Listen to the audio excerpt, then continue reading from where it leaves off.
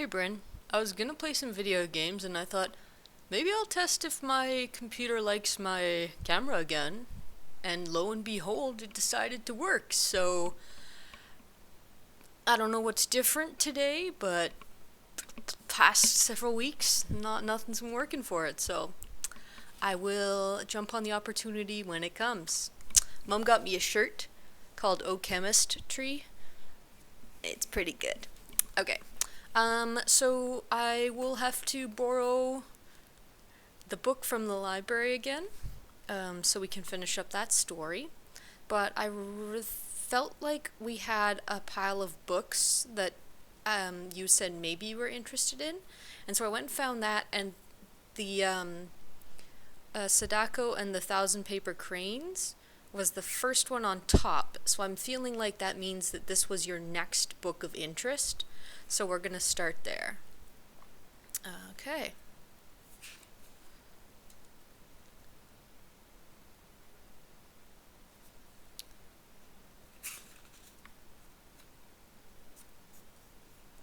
So, Sadako and the Thousand Paper Cranes by Eleanor Coerr, paintings by Ronald Himler, published by Puffin Books.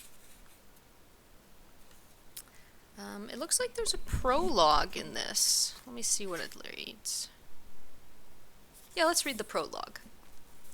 Sadako and the Thousand Paper Cranes is based on the life of a real little girl who lived in Japan from 1943 to 1955. So that makes her 7 plus 5, she was 12. She was in Hiroshima when the United States Air Force dropped an atom bomb on that city in the attempt to end World War II. 10 years later, she died as a result of the radiation from the bomb. Her courage made Sadako a heroine to children in Japan. This is the story of Sadako. Chapter 1. Good Luck Signs. Sadako was born to be a runner. Her mother always said that Sadako had learned to run before she could walk. One morning, in August 1954, Sadako ran outside into the street as soon as she was dressed. The morning sun of Japan touched brown highlights in her dark hair. There was not a speck of cloud in the blue sky. It was a good sign. Sadako was always on the lookout for good luck signs. Back in the house, her sister and 2 brothers were still sleeping on their bed quilts. She poked her big brother, Masahiro. "Get up, lazy bones," she said. "It's Peace Day." Masahiro groaned and yawned. He wanted to sleep as long as possible, but like most 14-year-old boys, he also loved to eat. When he sniffed the good smell of bean soup, Masahiro got up. Soon, Mitsu and Iji were awake too. Sadako helped Iji get dressed. He was 6, but he sometimes lost a sock or a shirt. Afterward, Sadako folded the bed quilts. Her sister, Mitsu, who was 9, helped put them away in the closet. Rushing like a whirlwind into the kitchen, Sadako cried, "Oh, Mother! I can hardly wait to go to the carnival. Can we please hurry with breakfast?" Her mother was busily slicing pickled radishes to serve with the rice and soup. She looked sternly at Sadako. "You are 11 years old and should know better," she scolded. "You must not call it a carnival. Every year on August 6th, we remember those who died when the atom bomb was dropped on our city. It's a Memorial Day." Mr. Sasaki came in from the back porch. Sasaki. Mr. Sasaki came in from the back porch. "That's right," he said. "Sadako-chan, you must show respect. Our own grandmother was killed that awful day." "But I do respect Oba-chan," Sadako said. "I pray for her spirit every morning. It's just that I'm so happy today." "As a matter of fact, it's time for our prayers now," her father said. The Sasaki family gathered around the little altar shelf. Oba-chan's picture was there in a gold frame. Sadako looked at the ceiling and wondered if her grandmother's spirit was floating somewhere above the altar. "Sadako-chan," Mr. Sasaki said sharply. Sadako quickly bowed her head. She fidgeted and wriggled her bare toes while Mr. Sasaki spoke. He prayed that the spirits of their ancestors were happy and peaceful. He gave thanks for his barber shop. He gave thanks for his fine children, and he prayed that his family would be protected from the atom bomb disease called leukemia. Many still died from the disease, and even though the atom bomb had been dropped on Hiroshima 9 years before, it had filled the air with radiation, a kind of poison that stayed inside people for a long time.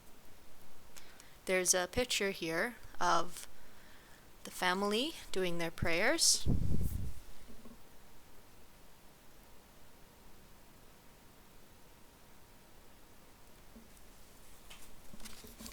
At breakfast, Sadako noisily gulped down her soup and rice.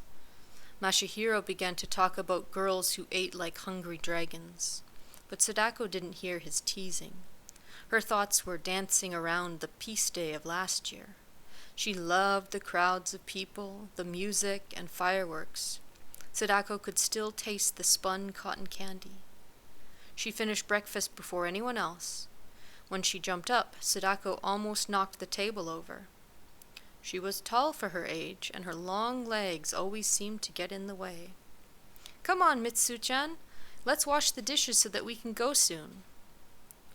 When the kitchen was clean and tidy, Sadako tied red bows on her braids and stood impatiently by the door. "Sadako-chan," her mother said softly, "we aren't leaving until 7:30. You can sit quietly until it's time to go." Sadako plopped down with a thud onto the tatami mat. Nothing ever made her parents hurry. While she sat there, a fuzzy spider paced across the room. A spider was a good luck sign. Now Sadako was sure the day would be wonderful. She cupped the insect in her hands and carefully set it free outside. "That's silly," Masahiro said. "Spiders don't really bring good luck." "Just wait and see," Sadako said gaily. Do you remember what family spiders are a part of that isn't insects? I'm sure you know. It's arachnids. Same as scorpions, right? Anyways, that is the end of Chapter 1. I hope you're having a really good day. It's Sunday here, and we agreed to do cookies on Tuesday, so I better start getting my ingredients ready for baking cookies. And maybe I'll have to borrow some of the cookie cutters from Mom, because I've got dinosaurs, Lego, and like martial arts people.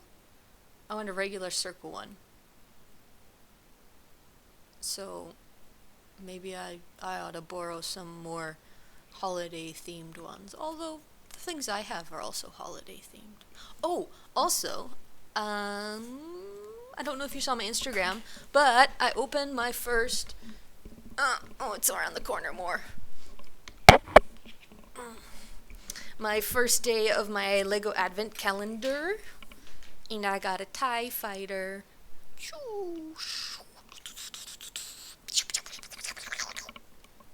Anyways, pretty simple design. Colors are moderately okay.